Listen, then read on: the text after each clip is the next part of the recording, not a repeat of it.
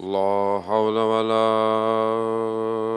قوة إلا بالله العلي العظيم.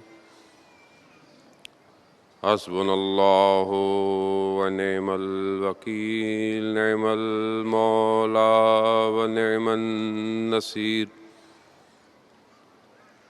أعوذ بالله من الشيطان الرجيم. بسم الله الرحمن الرحيم.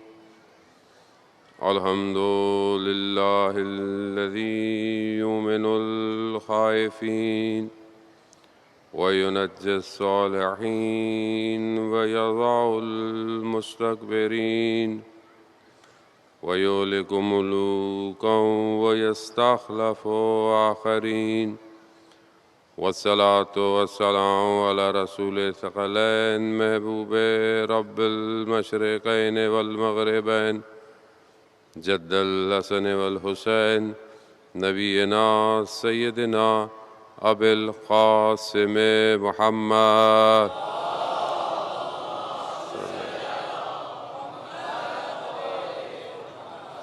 وعلى آله الطيبين الطاهرين المعصومين، لا سيما بقية الله في الأرضين. روحي وأرواحنا لتراب مقدم الفداء، ولعنة الله على أعدائهم أجمعين. بسم الله الرحمن الرحيم. رب اشرح لي صدري ويسر لي أمري واحلل عقدة من لساني يفقهوا قولي. أما بعد فقد قال الله تبارك وتعالى في كتاب الحكيم والقرآن المجيد: وما خلقت الجن والانس الا ليعبدون. صلوات بھیج دیں محمد.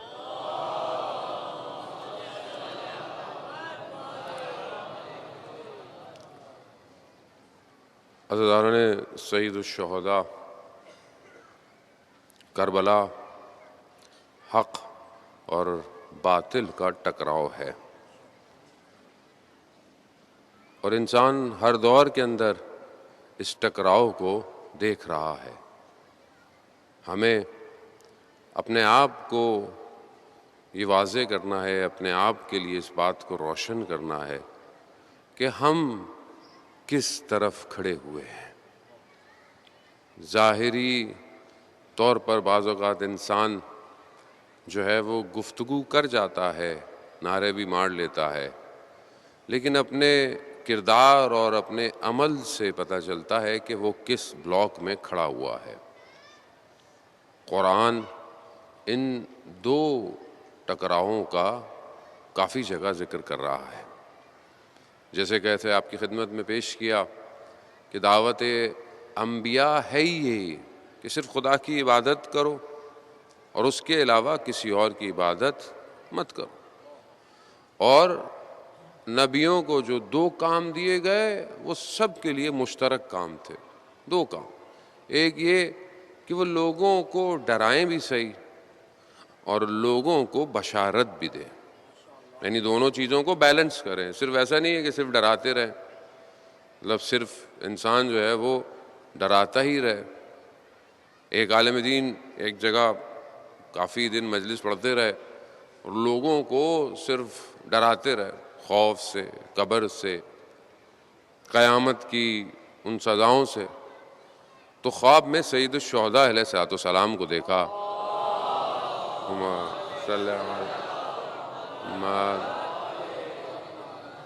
امام نے ان سے کہا کہ دیکھو، خدا کی بارگاہ سے صرف انذار نازل نہیں ہوا کہ صرف ڈراؤ، خدا رحمت بھی تو نازل کر رہا ہے اپنے بندوں کے اوپر، اور میں واسع رحمت ہوں. سید الشہداء واسع رحمت ہیں.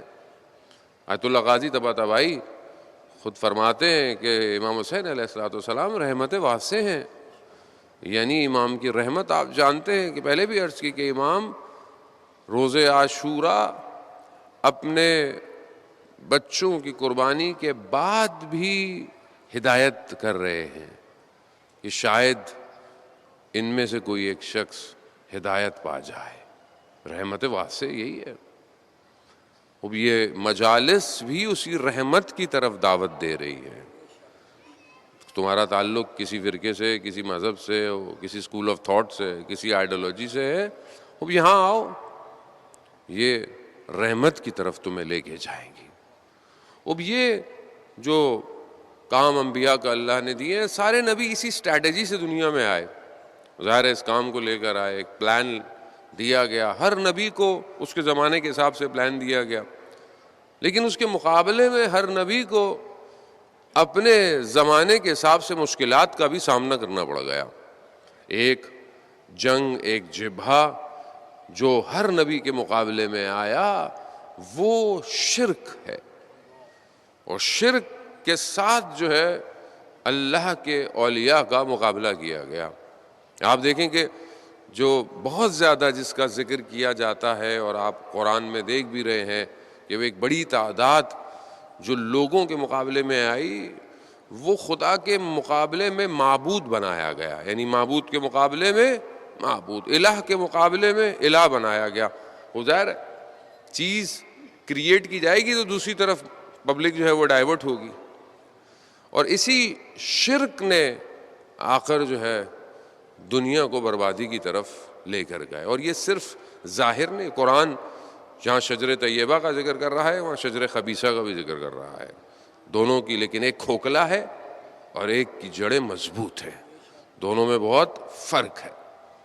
اسی طرح باطل خود وجود نہیں رکھتا، وہ حق سے ملاوٹ لیتا ہے، یعنی بت جو ہے وہ خود کچھ بھی نہیں ہے، آپ بت پتھر پڑے ہوئے ہیں، آپ مجسمے کھڑے کر دیں، کسی نے کچھ کرنا ہے نہیں، حق کی ملاوٹ کرو بت میں، کیا یہ معبود ہے، یہ خالق، حق خالق کیا ہے؟ خالق ہے، رب ہے، پالنے والا ہے، الہ ہے۔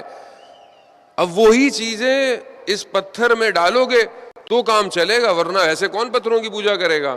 کہو یہ بارش والا ہے، یہ روٹی والا ہے، یہ فلانے والا ہے، یہ ساری چیزوں والا ہے۔ اب یہ حق کو ملانا پڑتا ہے باطل، یہی کام جو ہے وہ لوگوں نے کیا، اسی فورم کو، اسی سٹائل کو کاپی کر کر دوسری طرف لوگوں کو ڈائیورٹ کیا۔ اور یہ خبریں، یہ غیب کی خبریں جو پہنچتی تھیں، جو فرعون تک پہنچی، نمرود اور ان لوگوں تک جو پہنچتی تھیں، یہ خبریں پہنچانے والا بھی جو ہے اللہ ہی کا ہے تو اللہ کا، لیکن اب کیا کریں، بہرحال اس کی ڈیوٹی یہی تھی، ان خبروں کو جو ہے وہ پہنچایا جائے۔ آج کے زمانے میں وکی لیکس، وہ زمانے میں شیاطین نے اس الہی خبروں کو جو ہے وہ ان لوگوں تک پہنچایا، ورنہ فرعون کے پاس ایسا کون سا علم تھا کہ جو اسے پتہ چل گیا کہ ایک بچہ پیدا ہونے والا ہے جو تمہاری حکومت کو پلٹ دے گا؟ اسے کیسے پتہ چل گیا؟ کوئی ہے جو یہ خبریں، حقیقی خبر ہے، یہ سچی خبر ہے، مگر پہنچا رہا ہے۔ خوب عزیزان محترم، یہ دو سسٹم ہمیشہ سے آ کر ٹکراتے ہیں، اور یہ ٹکراتے رہیں گے جب تک کہ حاکمیت حق کی نہ ہو جائے، اور جو لوگ ہیں وہ اسی میں آزمائے جاتے ہیں۔ شرک اتنا باریک ہے، شرک خفی اتنا باریک ہے کہ سیاہ ایک کیڑا سیاہ پتھر پہ اور رات کی تاریکی میں نظر آئے گا، اتنا باریک ہے شرک، اور یہ شرک خفی ہے یقیناً، لیکن اس شرک کو کیسے دور کرے آدمی؟ اسی لیے اللہ نے اپنے سسٹم کو، اپنے نظام کو بھیجا۔ جتنا بھی کوئی اللہ کے ولایت کے سسٹم سے دور ہوگا، شرک بڑھتا چلا جائے گا۔ یہ شرک خفی ہے، یہاں بعض معاملات میں آپ خدا کا شریک کسی کو نہیں ٹھہرا رہے، لیکن آپ کا عمل، آپ کا کردار اس توحید سے دور ہوتا جا رہا ہے۔ آج دنیا میں مسلمانوں کی تعداد آپ دیکھ لیں گے کتنی بڑی ہے، کتنے مسلمانوں کے ملک ہیں، مگر اتنی بڑی تعداد میں مسلمان ہونے کے باوجود آپ مسلمانوں کے اپنے اندر مشکلات دیکھ لیں۔ یہ کیا ہے؟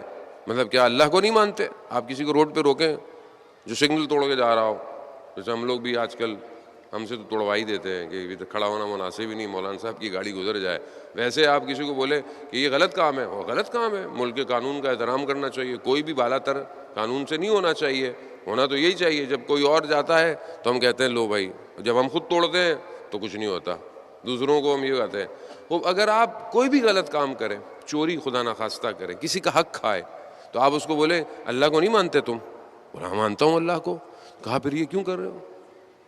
اس کا مطلب کیا ہے؟ اس کا مطلب ہے کہ یہاں ابھی توحید مضبوط نہیں ہے. اور جتنا انسان عملاً ضعیف ہوگا اتنا وہ اپنے، ایسا نہیں ہے کہ وہ معبود کا انکار کر رہا ہے، نہیں، ولایت اس کے وجود پہ ظہور نہیں کر رہی. دو شہر روایات بیان کرتی ہیں. ایک شہر بلد طیب ہے یعنی پاک شہر ہے، ایک بلد خبیث ہے یعنی خبیث ہے. جو پاک شہر ہے، جو طیب شہر ہے، اس میں جو بھی بویا جائے گا بہترین درخت، میوے دار درخت نکلے گا. لیکن جو خبیث شہر ہے، وہ شہر میں جو بویا جائے گا تو خاردار کیڑے، خاردار درخت، کانٹے دار چیزیں نکلیں گی. وہ یہ کیا ہے؟ یہ روایات جب ان کو کہہ رہی ہیں کون سے شہر ہیں، یہ وہ شہر ہیں کہ جو طیب ہے، جہاں ولایت حاکمیت رکھتی ہے. یہ ولایت جہاں حاکمیت رکھتی ہے وہاں ہمیشہ میوے دار درخت نکلے گا. اور جہاں ولایت کو ہٹا دیا وہاں آپ کو شکلیں بھی ٹیڑھی میڑھی نظر آتی ہیں. باقی تو دور کی بات ہے. عزیزان محترم، خوب بہت ادب احترام کے ساتھ گفتگو، تاکہ بات پہنچے. اصل ہدف بات پہنچانا ہے. عزیزان محترم، بات پہنچنی چاہیے.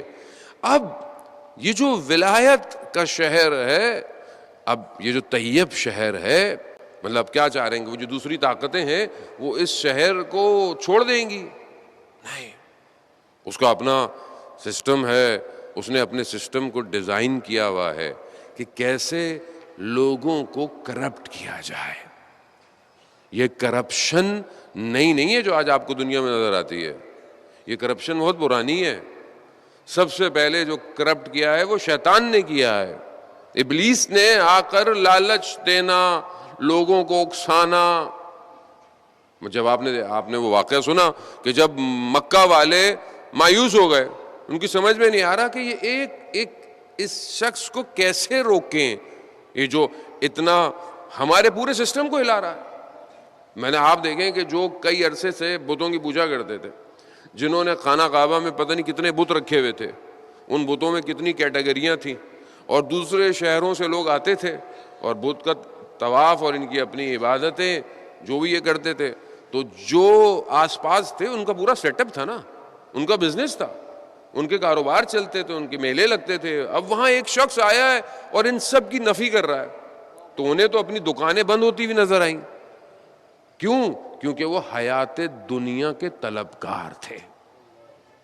سورہ توبہ میں پروردگار جب کچھ آیتیں جو نازل ہوئی ہیں جن کا تعلق جنگ تبوک سے ہے، کہ جب رسول خدا نے کہا کہ جاؤ، کیونکہ جنگ تبوک کا معاملہ روم بہت دور تھا، تو یہ آیتیں کسی اور کے لیے نہیں ہے. یا ایھا الذین آمنوا، ان لوگوں کے لیے جو ایمان لے کر آئے ہیں. کیا کہہ رہا ہے پروردگار ان سے کہ یہ تم حیات دنیا کی خاطر، رسول خدا کہہ رہے تم سستی کر رہے ہو. کس کی خاطر؟ کس چیز کی خاطر تمہارے وجود میں کسالت آ رہی ہے کہ تم کہہ رہے ہو کہ بہت دور ہے یا جانا نہیں ہے؟ یا کیوں؟ حیات دنیا. دنیا جب رونق بن جائے تو پھر انسان خدا کی بارگاہ میں اپنے نبی کے پیغام کو بھی صحیح طرح نہیں سنتا. اب یہی وجود، یہی چیز یہ جو ہماری زندگی کے اندر ہے، خوب یہی ہے کہ یہ سسٹم بڑا ڈیزائنڈ سسٹم ہے. حضرت رسول خدا نے جب یہ اعلان کیا، انہوں نے پوری کوشش کی. صلی اللہ علیہ. اب آپ دیکھیں نا کہ توحید کے مقابلے میں کتنے سسٹم جو ہیں وہ تاریخ میں آئے. جڑ ایک ہی ہے ان کی، کھوکھلی ہے، لیکن وہ اپنی کوشش سے پیچھے نہیں ہٹ رہے. جب سب جو ہے وہ مکہ کے قبیلے مایوس ہو گئے، بیٹھے ہوئے ہیں، پلاننگ کر رہے ہیں کہ اب کیا کریں، تو ایسے میں کون ایک بوڑھا سا بندہ ان کے پاس آیا اور اس نے ان کو مشورہ دیا. کیا مشورہ دیا؟ کہ مار دو. کہا کیسے مارے؟ بنی ہاشم سے ہے قبیلہ بہت بڑا ہے، قریش بنی ہاشم میں ہے، کہا تو ایسا کرو سارے قبیلوں سے ایک ایک بندہ جمع کرو اور پھر مار دو، تاکہ کسی پر الزام آئے بھی تو اتنے ساروں اتنے قبیلوں سے کون لڑے گا۔ خوب یہ جو پلاننگ، یہ جو اسٹریٹجی دی گئی ہے، یہ ان مکہ والوں کے ذہن میں تھوڑی تھی کہ جو بتوں کی پوجا کیا کرتے تھے، انہیں کیا پتا، ان کو تو گھر بنانے نہیں آتے تھے، جس جہالت کی زندگی وہ زندہ رہ رہے تھے، یہ تو رسول نے آ کر ان کو کہاں سے کہاں لے گئے۔ جب یہ انہوں نے پوری پلاننگ کی، اور بہرحال اپنی پوری پلاننگ، یعنی شیطان کا یہ آخری کارڈ تھا ظاہراً مکہ میں کہ جو اس نے کھیلا۔ دشمن جب سارے ذریعوں سے، کرپشن کے طریقوں سے ایک فرد کو گرا نہ پائے، آخری حربہ کیا ہوتا ہے؟ اس شخص کو ڈیلیٹ کر دو، اس شخص کو حذف کر دو، ہٹا دو، یہی پلاننگ تھی۔ مگر وہ سب پوری طاقت کے ساتھ شیطان کے مشورے پر عمل کرتے ہوئے، شیطان کو آپ کیا سمجھ رہے ہیں؟ شیطان کو نارمل ہے، جو کتنے ہزار سالوں سے انسان کی سرشت سے واقف ہے۔ ابھی جو شیطان ہے وہ میرے آباء و اجداد سے واقف ہے، میرے دادا کیسے تھے، میرے پردادا کیسے تھے، ان کے اندر کمزوریاں کیسی تھیں، یہ کمزوریاں اس کے اندر بھی ہوں گی۔ شیطان ان کو جانتا ہے۔ جو سب نبیوں کے مقابلے میں آیا ہو، اس کا مشورہ بیکار مشورہ ظاہراً نہیں تھا، لیکن وہاں پر وہی دھوکہ کھا گیا جو اس نے پہلے دن دھوکہ کھایا، کہ وہ اپنی تو پوری پلاننگ کر کر ان سب کو بھیج دیا، مگر ادھر اللہ کی پلاننگ سو رہی تھی کہ جب یہ وہاں گئے، انہوں نے حملہ کیا، دیکھا، ہٹایا، تو کیا دیکھا کہ نیا سسٹم خدا نے انٹروڈیوس کرا دیا ہے، اور یہ ایسا سسٹم ہے کہ قیامت تک ہر کفر، نفاق، شرک کے مقابلے میں آ جائے گا۔ یہی تو وجہ ہے کہ پوری پلاننگ اس نے پھر کی۔ 50 سال میں رسول کے ممبر پر ایسا شخص آ گیا جو حرام کو حلال، حلال کو حرام کر رہا ہے۔ آپ تصور کر سکتے ہیں 50 years are nothing، 50 سال کچھ نہیں تھے، صحابی زندہ ہیں، لوگوں نے رسول کو دیکھا ہوا ہے، مگر ایسا شخص آ گیا اور وہی سسٹم کربلا پہنچ گیا، اور کربلا میں ایسی کربلا ڈیزائن کی امام حسین نے، آج تک دشمن صرف حسین کے نام سے گھبرا رہا ہے۔ یہ ہم اپنے آپ کو دیکھیں کہ ہم کہاں کھڑے ہوئے، جانے محترم، ہم سے بھی تو سوال ہونا ہے، ہم کو مجلس میں واہ کرنے تھوڑی آتے ہیں، آپ سے مجھ سے سوال ہونا ہے کہ تم اس دور کے اندر تمہارا سٹیٹس کیا ہے، تم کس سٹیٹس پہ کھڑے ہو؟ تم اس وقت جو موومنٹ ہو رہی ہے دنیا کے اندر امام کے لیے، اسلام کے لیے، اصلا بالا تر از فرقے ہو جائیں۔ اب ہم لوگ کب تک فرقوں میں بٹے رہیں گے؟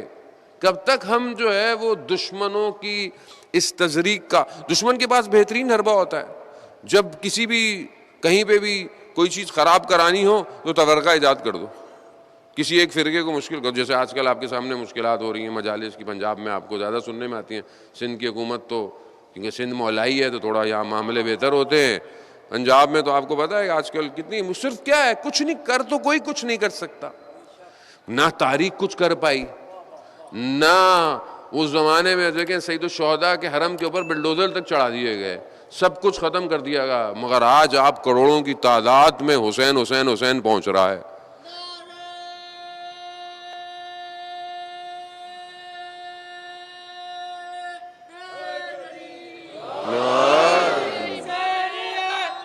زندہ باد، زندہ باد، مردہ آباد، مردہ آباد، اللہم صلی علی محمد۔ اب یہ کمزوری یہ جو ہمارے اندر پائی جاتی ہے، یار دیکھیں دشمن تو کھوکھلا ہے، دشمن باطل ہے، باطل کا وجود نہیں ہے، باطل حق کا سہارا لیتا ہے، کوئی نہ کوئی احساسات کا سہارا لیتا ہے، کوئی نہ کوئی حقیقت کا سہارا لیتا ہے، کہیں رسول خدا کے نام سے، کہیں اصحاب کے نام سے، کہیں اہل بیت کے، کہیں نہ کہیں اب ہم اپنے اندر دیکھ لیں، اگر جذبات ابھار رہے ہیں تو امام علی کے نام پر دشمن کھیل جاتا ہے. ہم کیونکہ دشمن کھوکھلا ہے، وہ یہ سہارے لے کر نفوذ کرتا ہے اور یہی نفوذ پھر اندر سے پھینک دیتا ہے. کمزوری ہماری اپنی ہے کیونکہ ہم سب بٹے ہوئے ہیں. اس کی وجہ کیا ہے؟ کیونکہ ہم دنیا کے طلبگار ہیں. حیات الدنیا خوبصورت ہے، دنیا کی زندگی ہمیں سب کچھ لگتی ہے، مگر انسان حقیقتاً اس بات کو دیکھتا ہو کہ اسے اس دنیا سے بہت جلدی جانا ہے تو کیا وہ دین کے معاملے میں کوتاہی کرے گا؟ جسے یہ پتا ہو کہ یہ میری آخری نماز ہے تو کیا وہ نماز کو ترک کرے گا؟ ایک اولیاء خدا اپنی ہر نماز کو ایسے پڑھتے تھے جیسے یہ ان کی آخری نماز ہے. ابھی آپ کو مجھے پتہ چل جائے کہ بھائی یہ جو فجر آ رہی ہے یہ آخری ہے، کیسی نماز پڑھوں گا میں فجر کو؟ سر سجدے سے نہیں ہٹاؤں گا تاکہ میں مروں تو سجدے میں ہی کچھ اچھا پیکیج ہو جائے میرا وہاں پہ بھی کہ بھائی سجدے میں مرا تھا. کتنا خوش ہوتے ہیں نا ہم لوگ کہ جی نماز کی حالت میں مر گئے، جی ماتم کرتے ہوئے مر گئے، مجلس میں مر گئے، زیارت پہ مر گئے. کیوں خوش ہوتے ہیں ہم لوگ؟ اداسی تو ہوتی ہے، غم تو ہوتا ہے اپنے کا، لیکن ایک خوشی بھی تو ہوتی ہے کہ جو اچھی جگہ سے چلا گیا. خوب یہ ہر آدمی جاتا ہے. خوب کیا میں اپنی عبادت کو یہ سمجھ کے کر رہا ہوں؟ میں اپنے کسی اور خدا نہ خواستہ انسان گناہ کرتے ہوئے مر جائے، یعنی تو موقع ہی نہیں ملا توبہ کا، کیا کریں گے آپ؟ خدا نہ خواستہ جانے محترم، اس کا مطلب ہے کہ لمحہ لمحہ پریسائزلی آپ کا ملی سیکنڈ بھی جو ہے نا وہ سیف ہو رہا ہے، اس کے اندر بھی آپ کو نوٹ کیا جا رہا ہے. آج معاشرے میں جو بگڑتی ہوئی چیزیں ہیں، فساد اخلاقی ہے، اخلاقی برائیاں ہیں، چوری ہے، جھوٹ ہے، حسد ہے، بغض ہے، کینہ ہے، خود پسندی ہے.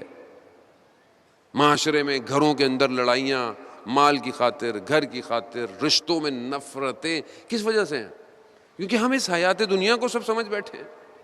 ایک دوسرے سے ناراض کیوں ہے؟ اس نے بلایا نہیں، اس نے یہ نہیں کیا، اس نے وہ نہیں کیا. خوب کیا ہو گیا؟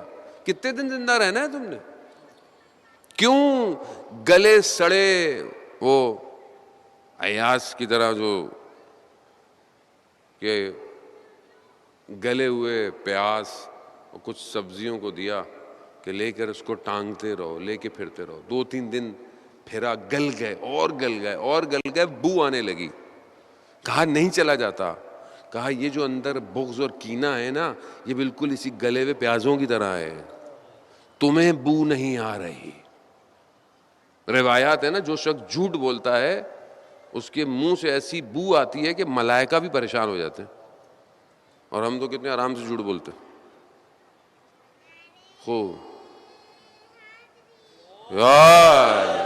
وزان محترم، خوب یہ مشکلات کیوں ہیں؟ کیونکہ لا الہ الا اللہ نہیں ہے، خدا کی طرف رجوع نہیں ہے. جس شخص کو خدا کی عبودیت کرنی ہے وہ بہت سکون سے پڑھتا ہے. آیت اللہ جواد ملکی تبریزی بتاتے ہیں اپنے استاد سے، غالباً ملا حسین کلی ہمدانی سے بیان کرتے ہیں کہ سجدے کی حالت میں ذکر یونسیہ کیا کرو، لا الہ الا انت سبحانک انی کنت من الظالمین. سجدے میں وہ خود بتاتے ہیں وہ تو ہزاروں کی تعداد میں ان کے شاگرد 3-3 ساڑھے 3 ہزار دفعہ سجدے میں پڑھا کرتے تھے. ویسے جو تعداد ہے ان کی انہی سے جو بیان کی جاتی ہے وہ 300-350 دفعہ ہے. لیکن کیا ہم نے زندگی میں ایک دفعہ سجدے میں پڑھا؟ ہم کیا اپنے آپ کو خدا نہ خواستہ اعوذ باللہ کیا اللہ کے نبی سے بہتر سمجھتے ہیں؟ اللہ کا نبی ہے، معصوم ہے، ترک اولا ہو گیا، تھوڑی سی ناز، نبی ہیں اللہ سے ناز کر سکتے ہیں.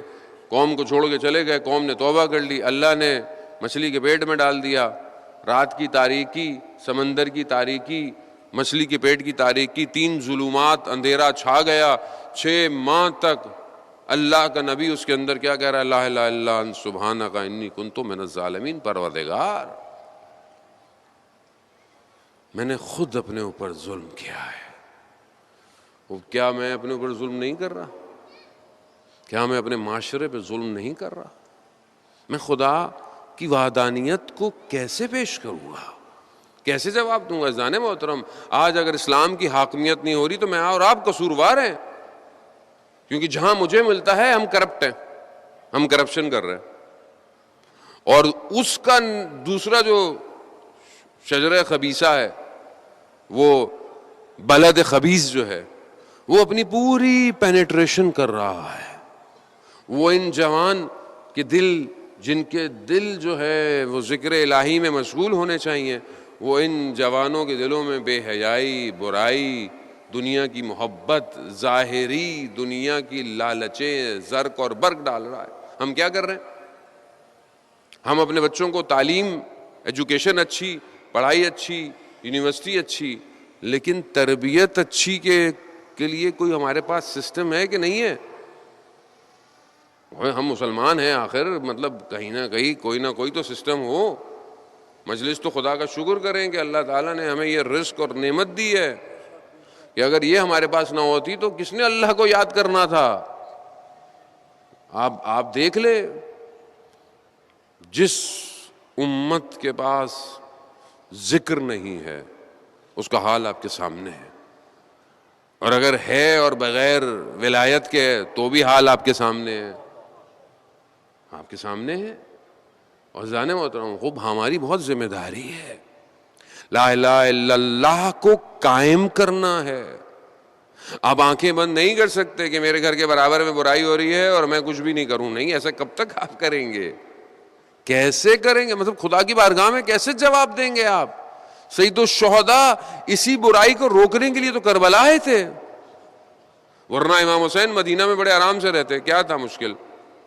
اس نے کچھ کہنا تھوڑی تھا، نہیں، وہ بھی جانتا تھا، کیونکہ دشمن اللہ کے ولی کو جانتا ہے کہ یہ ایک شخص کائنات کو پلٹ سکتا ہے، اور یہی کیا امام حسین علیہ السلام۔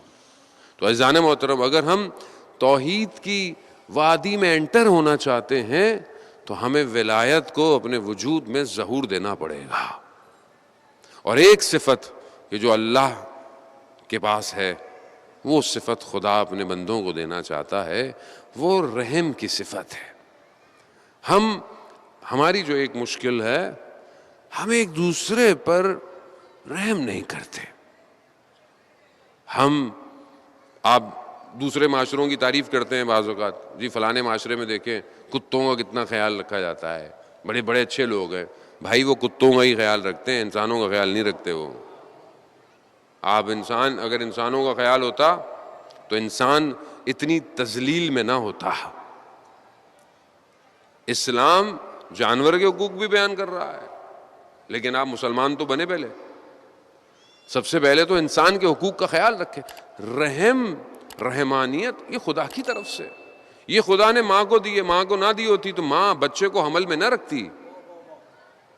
9 ماہ جو ماں حمل میں اپنے بچے کو رکھتی ہے، یہ خدا کی رحمانیت ہے۔ اس کے اندر بچہ رو رہا ہو، گریا کر رہا ہو، ساری رات سوتی نہیں ہے، کس نے ڈالی ہے رحمانیت؟ خدا نے ڈالی ہے۔ آپ چل رہے ہیں رستے سے، آپ نے پتھر سائڈ پہ کر دیا، کیوں کیا؟ شاید کوئی گر نہ جائے، چوٹ نہ لگ جائے۔ یہ آپ کے اندر کہاں سے آیا؟ کس نے دیا آپ کو؟ جیسے ہی یہ کم ہو جاتا ہے نا، تو پھر آدمی کیا کہتا ہے؟ پڑھا رہے بھائی، مجھے اس سے کیا؟ جیسے آج ہم پورے معاشرے کو کہہ رہے ہیں ہونے دیں، ہمیں اس سے کیا؟ جو بھی ہو رہا ہے ختم ہو گئی ہے۔ اور روز قیامت میں اگر کوئی جنت میں جائے نا، تو اسے اتنا پریشان یا اسے تو خوش ہونے کی ضرورت نہیں ہے۔ کیوں؟ بلکہ اس بات کا افسوس ہونا چاہیے کہ اس رحمان کے ہوتے ہوئے جہنم میں کیسے کوئی چلا گیا، یعنی اس کی طرف وہ واقعہ آپ نے سنا ہے، ملائکہ ایک شخص کو جہنم کی طرف لے کے جائیں گے، مڑ کے دیکھے گا پیچھے، آواز آئے گی کہ کیا دیکھتا ہے مڑ کے؟ کہا پروردگار تیری طرف امید رکھتا ہوں۔ کہا ابھی بھی تجھے میری طرف امید ہے؟ کہا ہاں پروردگار۔ کہا اس کو چھوڑ دو، یعنی کتنا رحمان ہے، کتنا رحیم ہے۔ حضرت نوح کا وہ واقعہ کہ حضرت نوح نے عذاب کو مانگا ہے، کیوں؟ کیونکہ 950 سال میں چند لوگ مومن ہوئے، بس اللہ نے عذاب کو ٹالا ہے۔ آپ تاریخ الانبیاء قصص الانبیاء پڑھتے رہتے ہیں، اللہ نے عذاب کو ٹالا ہے۔ بعض روایات یہ کہتی ہیں کہ 80-100 سال عذاب ٹالا گیا ہے، لیکن بہرحال پھر آیا سب کو لپیٹ کے لے گیا۔ پھر اللہ نے حضرت نوح کو بولا کہ یہ جو مٹی ہے پانی کے کنارے، اس سے جو ہے وہ کچھ چیزیں بناؤ۔ انہوں نے بنائی، سوکھ گئی، کہا نوح جا کے ان کو توڑ دو۔ حضرت نوح نے کہا پروردگار میں ان کو کیسے توڑوں، میں نے ان کو بڑی محبت سے بنایا ہے۔ تو کہا نوح ہم نے اپنی مخلوق کو بھی بڑی محبت سے خلق کیا، وہ رحمان ہے۔ میں بہرحال آپ کو بتا، بارش کوئی امکان ہوتا ہے نہیں ہوتا، اللہم صلی علی محمد علی محمد۔ بہرحال اللہ اکبر یا رسول اللہ یا علی۔ وزان محترم اللہم صلی علی محمد۔ وقت جو ہے وہ تھوڑا ہے، پتہ نہیں شاید تیز ہو جائے، اب بہتر ہے کہ میں چند جملے آپ کی خدمت میں عرض کروں، مخصوصی رات ہے ویسے بھی۔ عزیزان محترم، خوب یہ سسٹم آج بھی اسی نفوس پر ہے، یہ سسٹم آج بھی توڑنے میں لگا ہوا ہے۔ فرقہ واریت، لسانیت، رنگ اور نسل آپ کے سامنے ہے۔ ملک کے حالات ایسے ہیں کہ بہت ساری باتیں آج ڈر کے مارے کرتے بھی نہیں ہیں، بہرحال ملک میں بھی تو رہنا ہے بھائی، کیا کریں؟ تو لوگ غلط بھی تو پھر پورٹریٹ کر دیتے ہیں، میڈیا ویسے بھی آج کل بہت تیز ہے۔ لیکن آپ کے سامنے ہے نا، دنیا پرستی ہے، حیات دنیا کی مثال آج کیا ہے کہ دیکھیں دنیا میں کتنا امن تھا، اور امن، لیکن خام خواہ یوکرین نے وار شروع کر دی۔ اب یوکرین نے خود، لوگ بولیں گے رشیا نے وار شروع کی، رشیا تو آرام سے تھا، وہ بھی آرام سے تھا، لیکن کس نے یوکرین کو ورغلایا؟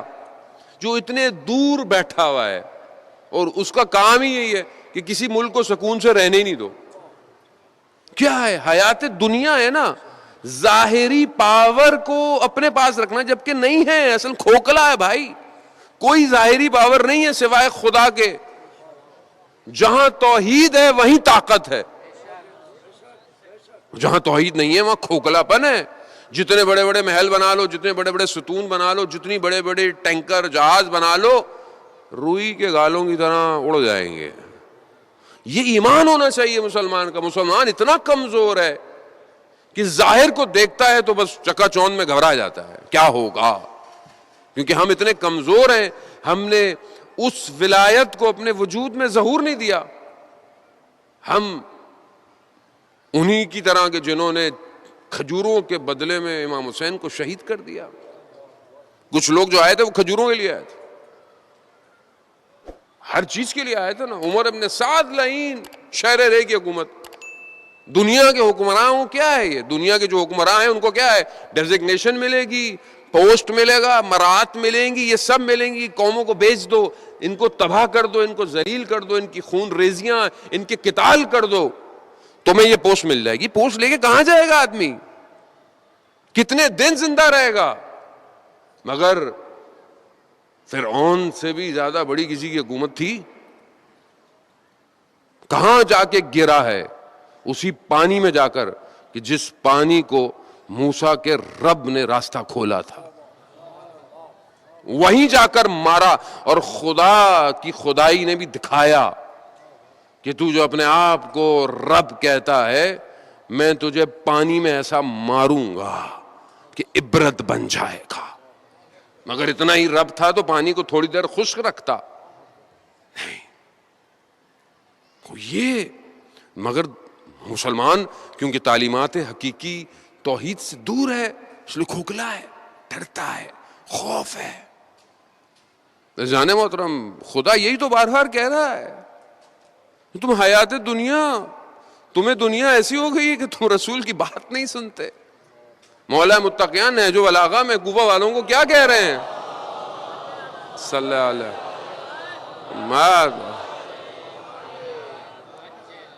خوب کیا کہہ رہے ہیں مولا متقیان کہ میں جب تمہیں لڑنے کا کہتا ہوں تم کہتے ہو ابھی سردی ہے، پھر کبھی کہتے ہو گرمی ہے. کیوں؟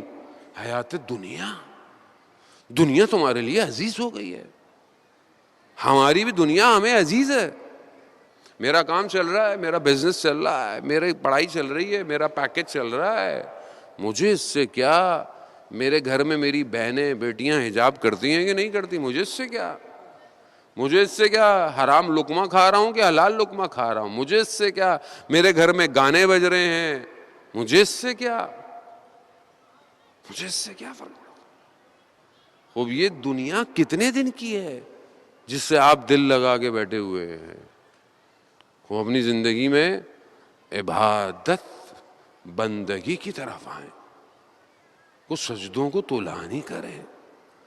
لا الہ الا انت سبحانک انی کنت من الظالمین.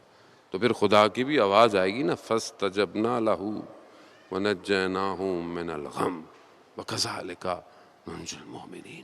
خدا ہی ہے جو نجات دے، کوئی نجات نہیں دے گا. یہ دنیا نے دھوکہ دیا ہوا ہے آپ کو نجات دینے کا، یہ ظاہری طاقتیں دھوکہ ہے، یہ فیک ہے. وہ مسلمانوں کو سب سے پہلے تو خدا کی طرف آئیں. جب خدا کی طرف آئیں گے خدا خود راستہ دے گا. اور کم از کم اپنے ملک کو ہم بہتر کریں. جانے محترم، کم از کم انسان اپنے گھر کو تو اچھا کرے. جب آپ اپنے گھر کو اچھا کریں گے تبھی تو دنیا اچھی ہوگی. گھر اچھا نہ ہو، انسان بعض اوقات اپنے گلی یا بلدیہ پر کمپلین کرتا ہے. بھائی آپ کی گلی کے سامنے اگر کوئی چیز خراب ہے تو آپ کا بھی تو حق بنتا ہے. اگر ان میں صلاحیت نہیں ہے تو آپ خود کچھ بہتر کر لیں. گڑھا آپ کے گھر کے سامنے دھڑ دھڑ آپ کی اپنی گاڑی لگتی ہے تو بھائی 2-4 سیمنٹ کی بوریاں اگر لگا کر اگر آپ اس کو بند کر دیتے ہیں تو کیا نقصان ہے؟ لیکن نہیں، کیونکہ میں خود اپنے آپ کو ہی نہیں جانتا. میرے اپنی زندگی کے گڑھے پر نہیں کیے، میں گلی گڑھے کہاں سے پر کروں گا؟ میں خود دنیا کی لالچ، دنیا کے خوف، اور یہ شیطان جو شجرہ خبیثہ ہے اس نے سسٹم کو اتنا انہینس کیا ہوا ہے کہ انسان کو یہ احساس ہی نہیں ہونے دیتا کہ یہ غلطی کر رہا ہے یا صحیح کر رہا ہے. ہر آدمی کہتا ہے میں صحیح ہوں. لوگ حج کر کے واپس آ جاتے ہیں پھر بھی غلط سب چل رہا ہے، صحیح ہے بس اللہ میرے حج قبول کرے. حاجی صاحب 7 دفعہ حج کر کے آئے. اس طرح ہمارے لوگ ہیں، زیارتوں میں جا رہے ہیں، زیارت پہ جانا ہے، ہر سال جانا ہے، اچھی بات ہے جائیں. اب تو اسٹیٹس سمبل ہو گیا ہے. میں 8 سال سے عاشورہ کر رہا ہوں. میں یہ عزیزان محترم زیارت معنی ملاقات کے ان 8-10 دفعہ میں امام حسین سے ملاقات کتنی ہوئی ہے. میں یہ نہیں کہتا کہ آپ نہ جائیں، اللہ نے آپ کو دیا ہے، آپ جائیں، آپ اور لوگوں کو بھی لے کے جائیں. لیکن ابھی یہ مطلب ہم ہر چیز میں اترتے چڑھتے فیس بک اپڈیٹ ہو رہا ہوتا ہے، انسٹاگرام اپڈیٹ ہو رہا ہوتا ہے. بھائی اپنے باطن کو حسین کے آگے اپڈیٹ کرو. امام حسین تمہارے سٹیٹس کو بتائیں گے تمہارا سٹیٹس کیا ہے. وہ جو تم لے کر آئے تھے بغض اور کینہ ختم ہوا کہ نہیں ہوا؟ حسین کی بادشاہی میں بھی آ کے انسان جو ہے وہ بغض اور کینہ لے کر واپس آ رہا ہے. میں کتنی فیملیوں کو دیکھا واپس آنے کے بعد بھی وہی آپس میں چپ کلشیاں، ناراحتیاں، ایک دوسرے کی برائیاں. وہ بھائی آپ پھر حسین کے در سے نہیں آئے، آپ تو در و دیوار دیکھ کے واپس آ گئے. کیسے ہو سکتا ہے کوئی حسین کی بارگاہ میں جائے؟ ایک یہودی جو ہے وہ گولڈ کا کاروبار کرتا تھا. اس کا ڈر تھا عراق میں حالات خراب ہوئے، وہ گھبرا کے چھپ گیا کہ بھائی کہیں جان کو خطرہ نہ ہو. کچھ دن بعد گیا، دیکھا دکان میں سے مال وال سب لٹ گیا. بہت پریشان تھا، بہت پریشان. اس سے بہتر ڈپریشن میں مر جاتا. اس نے نہ جانے کس طرح اپنے آپ کو جو ہے وہ امام حسین سے توسل کیا. یہودی تھا لیکن بہرحال کیونکہ وہاں کی فضا ایسی ہے کہ لوگ امام حسین کو مانتے ہیں. کچھ دن بعد کہتا ہے کہ میں ایسی نجف گیا اور وہیں کچھ دن رہنے لگا تو ایک اپنے جاننے والے جس کا کام بھی یہی تھا پتھر بیچنا، سونا، اس کی دکان بیٹھا ہو تو ایک شخص آیا، کہا کہ مجھے کچھ مال بیچنا ہے جیسے ہی اس نے وہ بیگ کھولا، صندوق کھولا، تو سارا میرا مال تھا.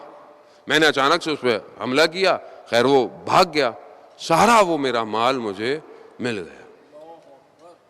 صرف امام حسین سے توسل کیا. اور کچھ چیز نہیں ہے امام حسین کے لیے دینا، صرف امام حسین اس کا قلب خریدنا چاہتے تھے. وہ یہودی مسلمان ہو گیا. امام حسین قلب خریدتے ہیں.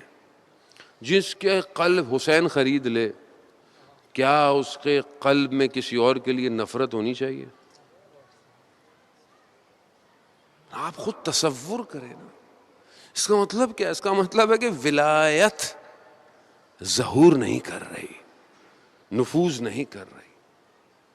اور وہی جتنے میں نے کل آپ کی خدمت میں عرض کیا کہ جتنے درجے قرآن کی آیات کے ہیں اتنے بہشت کے درجے ہیں. لیکن یہ قرآن کی آیات کے درجے تب آپ کو ملیں گے جب قرآن پر عمل ہوگا. قرآن پہ عمل کتنا ہے؟ قرآن سے عمل کتنا ہے؟ اور قرآن پہ عمل نہیں ہو سکتا جب تک ولایت اندر نفوذ نہ کرے. رسول خدا نے کیا فرمایا؟ میں 2 بھاری چیزیں چھوڑ کے جا رہا ہوں تمہارے پاس، گران بہار. حدیث ثقلین تمام کتابوں میں اہل سنت اہل شیعہ متفقہ علیہ حدیث ہے. حدیث ثقلین 2 بھاری چیزیں چھوڑ کے جا رہا ہوں، اور جب تک تم ان 2 بھاری چیزوں سے متمسک نہیں ہوگے مجھ تک، حوض کوثر تک نہیں پہنچ سکتے. قرآن کے درجات چاہتے ہیں، بہشت کے درجات چاہتے ہیں، تو یہاں اہل بیت کو تھامنا پڑے گا. اور اگر اہل بیت کو تھاما ہے تو پھر قرآن کو اپنے وجود میں پیوست کرنا پڑے گا. آج لوگ سوال کرتے ہیں، ہم امام کو دیکھنا چاہتے ہیں، مولانا ہم امام کی زیارت چاہتے ہیں، کوئی وظیفہ دیجئے. لوگ ہمارے بارے میں بھی خوش فہمی کا شکار رہتے ہیں کہ مولانا آپ کی تو امام سے ملاقات ہو گئی ہوگی. عزیزان محترم، خطا کار گناہ گار آنکھیں ہیں. ایسا نہیں ہے کہ دل نہیں چاہتا. بہت شرمندگی ہوئی. میں آج ایک واقعہ پڑھ رہا تھا. ایک عالم دین کہتے ہیں کہ میں آیت اللہ شمس الدین اپنی کتاب روزگاران جلد 5 میں یہ بیان کرتے ہیں کہ میں مسجد جمگران میں تھا، میری آنکھ لگ گئی. مطلب میں اس سے پہلے، لیکن میں نے دیکھا مسجد جمگران میں بڑا رش. تو میرے دل میں یہ خیال آیا کہ اتنے سارے لوگ ہیں اور مولا نہیں آ رہے ہیں. اسی اثنا میں میری آنکھ لگ گئی. آنکھ لگی تو میں نے امام کو خواب میں دیکھا. میں نے وہی بات امام کو خواب میں کہی کہ مولا اتنے سارے لوگ ہیں اور آپ آ نہیں رہے. تو امام فرماتے ہیں کہ یہ سارے لوگ میرے لیے نہیں آئے، یہ اپنی خواہشات، اپنی آرزوؤں کے لیے آئے ہیں. ہاں مگر وہ ایک شخص جو کونے میں بیٹھا ہے نا، بوڑھا سا، وہ میرے لیے آیا ہے. ہاں میری آنکھ کھلی تو میں نے کہا پتہ نہیں میرا خواب سچا ہے کہ نہیں ہے. تو میں نے اس کونے کو جس میں امام نے اشارہ کیا دیکھا، تو میں نے دیکھا کہ ہاں ایک بوڑھا شخص اس کونے میں عبادت کر رہا ہے، گریے کرتا ہے، رو رہا ہے، نماز پڑھتا ہے، تضرع کر رہا ہے. اب میں اس کی نماز ختم ہونے کا انتظار کرتا رہا، پھر میری آنکھ لگ گئی. رات کا پہر تھا.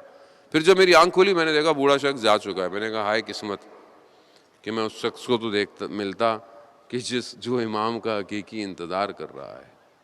کہا اسی طرح میں بہرحال جو ہے وہ ایک کہیں سے گزر رہا تھا تو مجھے ایک دکان سے عطر کی خوشبو آئی. تو میں نے دیکھا دکان بند ہے کہ میں دیکھوں کہ یہ کس کی دکان ہے. تو اللہ اکبر، وہ جو چیز جس نے مجھے بھی ہلایا، شاید کہ اچھا کرے کہ میں بہتر ہل جاؤں. وہ کہتے ہیں کہ رات کو سونے سے پہلے اپنے ذہنوں اور خیالوں میں امام زمانہ کو لے کے سوتا ہوں. مجھے بڑی شرمندگی ہوئی اپنے اوپر کہ میں سوتے ہوئے امام کو اپنے ذہن میں لے کے نہیں سوتا. کہتے ہیں کہ میں سوتا ہوں کہ شاید جب میں اٹھوں تو مجھے امام کی خوشبو آئے. تو وہ کہتے ہیں وہ کسی نے کہا کہ کوئی شخص آیا تھا. کہا کون تھا؟ کہا بوڑھا تھا شخص آیا تھا. کہتا خوشبو تو ویسی تھی. کہتا ہاں. کہا اس بوڑھے شخص نے کہا تھا کہ امام نے آپ کو سلام بھجوایا ہے. کہا میں نے اپنی قسمت پر گریہ کیا کہ میں اس شخص کو بھی نہیں دیکھ پایا کہ جو اس نے امام کا سلام مجھے بھجوایا ہے.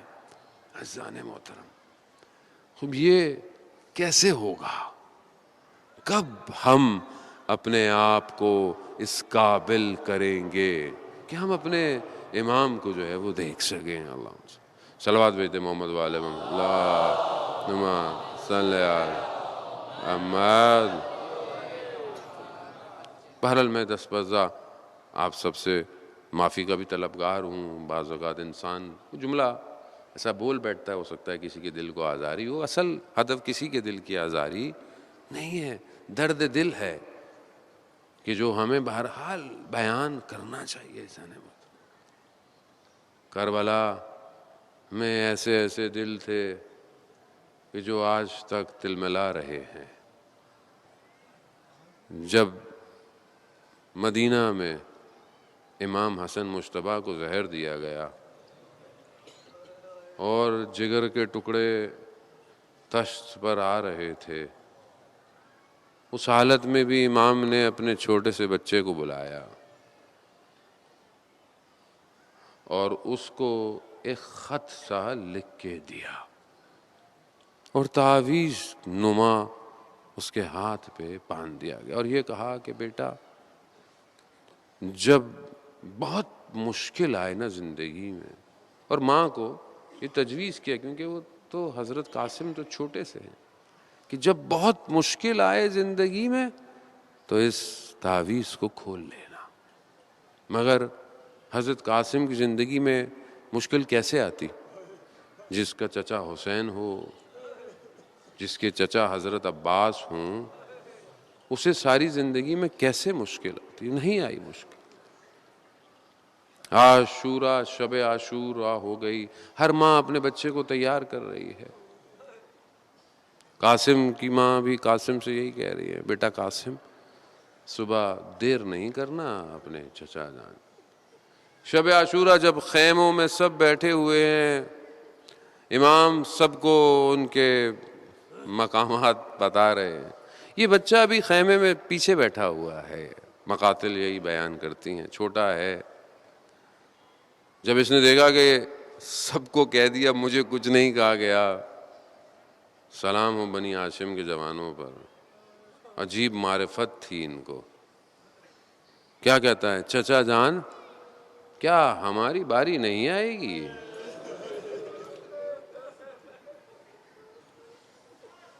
یہ سننا تھا امام حسین علیہ السلام کا۔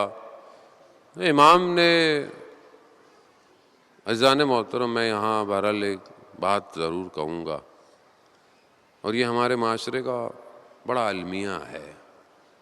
ہم نے کربلا والوں کو اپنی زندگی میں شامل نہیں کیا۔ اگر آج ہمارے لیے یہ 13 سال کا بچہ رول ماڈل ہوتا نا، تو ہمارے بچے قاسم بننا چاہتے۔ ہم نے اپنے جوانوں کو قاسم نہیں بنوایا، کہ جس کے وجود قاسم تقسیم سے ہے نا،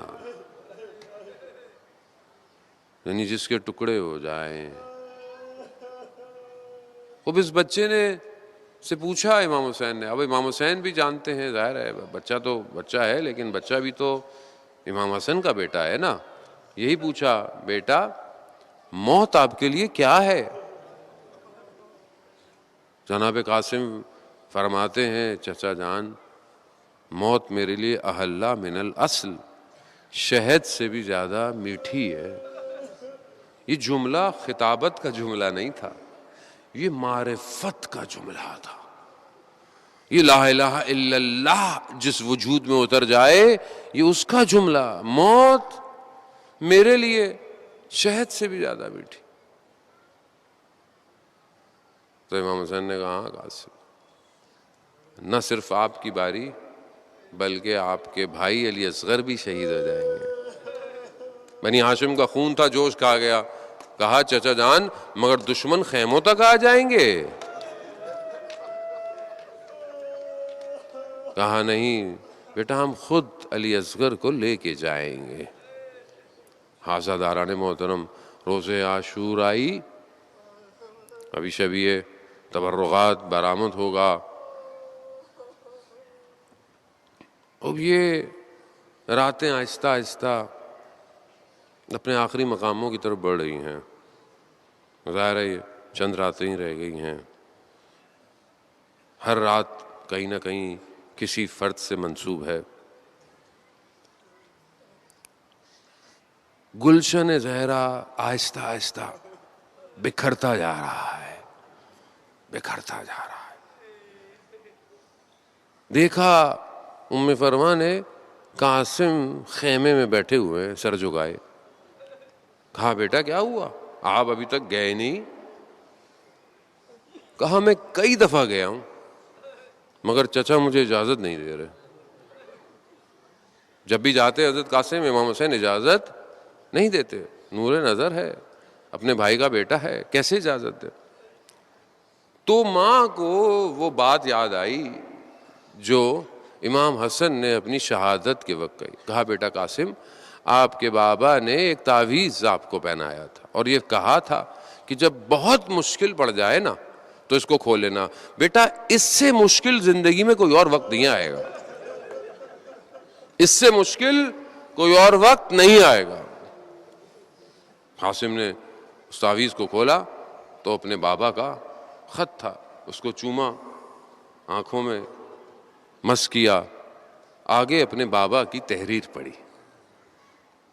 کہا بیٹا قاسم، جب یہ دیکھو کہ دشمن نے چاروں طرف سے تمہارے چچا کو گھیر لیا ہے نا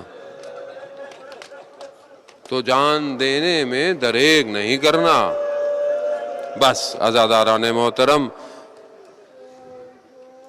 یہ پڑھنا تھا. حضرت قاسم کے چہرے پر ایک خوشی آ گئی. اللہ اکبر، اللہ اکبر. کیسے جوان ہیں یہ جو اپنی جان کا نذرانہ پیش کرنا چاہتے ہیں، عشق کے دریا میں ڈوبنا چاہتے ہیں. جیسے ہی پڑھا، اب جب حضرت قاسم امام حسین کی طرف آ رہے ہیں نا تو اب حضرت قاسم کے چلنے سے امام حسین کو پتہ چل گیا کہ اب یہ سفارش لے کے آ رہا ہے. جیسے ہی امام حسین کے پاس پہنچے، بابا کا خط پکڑا دیا. بس خط پر نگاہ پڑی امام حسین کی. ایسے غربت میں کسی کو کسی کا بھائی یاد نہ آئے. یا حسین، اور کیا کیا یاد آیا ہوگا، کیا کیا یاد، بھائی یاد آیا تو کیا یاد آیا ہوگا. سب سے پہلے کیا یاد، مدینہ میں جلتا ہوا دروازہ. اللہ، بابا، رات کی تاریکی میں ماں کا جنازہ. بھائی ہے نا، بھائی کے ساتھ ساتھ بابا کے ماتھے پہ فرا، بھائی کے جگر کے ٹکڑے. اللہ اکبر. مقاتل کہتے ہیں، ارباب مقاتل لکھتے ہیں کہ حضرت امام حسین نے حضرت قاسم کو اپنے سینے سے لگایا اور اتنا گریہ کیا کہ دونوں بے ہوش ہو گئے، بے ہوش ہو گئے. اور اس سے پہلے بعض مقاتل یہ بھی بیان کرتے ہیں کہ حضرت قاسم پہلے اتنا آئے تھے کہ اپنے چچا کے پاؤں میں پڑتے تھے، چچا جانے تھے، چچا جانے تھے، چومتے تھے. بے ہوش ہو گئے. بعض مقاتل لکھتے ہیں کئی دفعہ بے ہوش ہوئے. بعد میں اجازت دی. اب اجازت کیسی ہے؟ آپ حضرت قاسم کے بارے میں سنا ہے، کتنے سال کے ہیں، بدن کتنا نحیف سا ہے، ذرا نہیں آ سکتی. وہ جو خول سر پہ پہنا جاتا ہے وہ بھی نہیں آیا، امامہ پہنایا گیا، تلوار دی گئی، گھوڑے پہ بھیجا گیا. راوی کہتا ہے ایسے لگ رہا ہے کہ چاند کا ٹکڑا جا رہا ہے، کیونکہ حسن کا چشم حور عین ہے. جنگ تو لڑی، چند لوگوں کو جن کو وار کیا وہ ایک ہی شخص کے بیٹے ہیں. اس شخص کو تحش آ گیا. بس عزاداران محترم، بس جو ہے وہ چند دقیقے اور آپ سے التماس دعا. عزاداران محترم، دشمن بنی ہاشم کے جوانوں کو ہرا نہیں سکتا تھا مگر دھوکے سے انہوں نے ہرایا ہے. بعض جگہ میں نے دیکھا کہ کیونکہ حضرت قاسم اتنی شجاعت سے لڑ رہے تھے اور رک نہیں پا رہے تھے. تو کہتے ہیں جو پاؤں میں اس زمانے میں جو بھی چیز پہنی جاتی تھی اس کے بند کھل گئے. تو اشارہ کیا کہ بند کھل گئے ہیں. اس کی طرف دھیان جیسے ہی کہتے ہیں حضرت قاسم کا گیا، سر پہ خول تو تھا نہیں، ایک ایسا وار کیا کہ سر فراق میں ہو گیا، کھل گیا. اسی حالت میں حضرت قاسم زمین پر آئے. جیسے زمین پر آئے کہا چچا جان میری مدد کو پہنچے. بس امام حسین نے یہ سننا تھا. امام حسین اتنی تیزی سے آئے جیسے کوئی پرندہ بادلوں کو چیرتا ہوا زمین کی طرف آ رہا ہوتا ہے. وہ شخص جس نے یہ سر پر ضربت ڈالی تھی اس نے چاہا کہ میں سر کو تن سے جدا کروں، مگر امام نے آتے ہی ایسی ضربت لگائی اس کا بازو قلم ہو گیا. اس نے شور مچایا بچاؤ. اس کے شور نے دشمن کے لشکر کے گھوڑوں کو دائیں کو بائیں طرف، بائیں دائیں طرف ہو گئے. اب آپ خود سمجھ سکتے ہیں ہر گھوڑے کی ٹاپ میں قاسم کہتے تھے چچا جان. نہیں نہ جانے کیا ہوا. وہ چھوٹا سا بدن ہے، دائیں پسلیاں بائیں طرف، بائیں پسلیاں دائیں. میرا مولا پہنچا ہے. بس چند جملے عزاداران محترم، امام نے یہ جملے کسی بدن پر نہیں کہے سوائے حضرت قاسم کے. کہا کہ اے میرے بھتیجے یہ چچا کے لیے کتنا سخت ہے کہ آپ انہیں پکارے اور میں نہ پہنچوں. بس عزاداران محترم، مقاتل کہتے ہیں میرے مولا نے حضرت قاسم کو اپنے وجود سے لگایا کہ حضرت قاسم کی ٹانگیں زمین پر گھسیٹتی ہوئی اور اسی حالت میں خیموں میں پہنچا دیا.